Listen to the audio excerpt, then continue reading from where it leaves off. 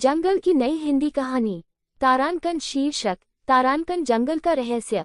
तारांकन कहानी। तारांकन एक छोटे से जंगल में एक दिन एक छोटा सा पक्षी रहता था।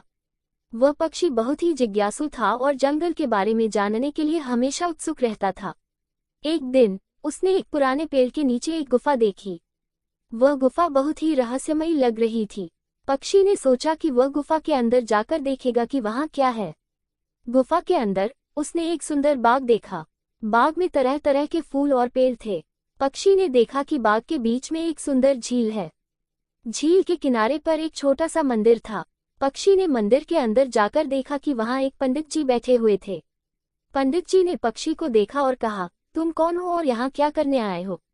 पक्षी ने कहा, मैं एक छोटा सा पक्षी हूँ और जंगल के बारे में जानने के लिए आया हूँ। पंडित जी ने कहा, जंगल में बहुत सारे रहस्य हैं, लेकिन अगर तुम जंगल के रहस्य को जानना चाहते हो तो तुम्हें जंगल के नियमों का पालन करना होगा। पक्षी ने कहा, मैं जंगल के नियमों का पालन करने के लिए तैयार हूँ। पंडित जी ने कहा, जंगल का पहला नियम है कि तुम्हें जंगल के जीव जंतुओं का सम्मान करना होगा। दूसरा नियम है कि तुम्हें जंगल के पेड़ पौधों का ध्यान रखना होगा। और तीसरा नियम है कि तुम्हें जंगल के पानी का संरक्षण करना होगा। पक्षी ने कहा, मैं जंगल के नियमों का पालन करने का वादा करता हूँ। पंडित जी ने कहा, अब तुम जंगल के रहस्य को जान सकते हो।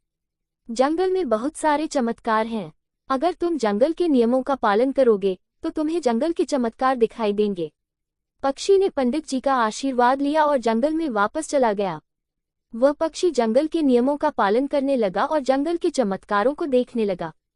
तारांकन। निष्कर्ष। तारांकन जंगल की कहानी हमें सिखाती है कि जंगल के नियमों का पालन करना और जंगल के जीव जंतुओं, पेड़ पौधों और पानी का संरक्षण करना हमारा कर्तव्य है। अगर हम जंगल के नियमों का पालन करेंगे तो हम जंगल के चमत्कारों को देख पाएंगे।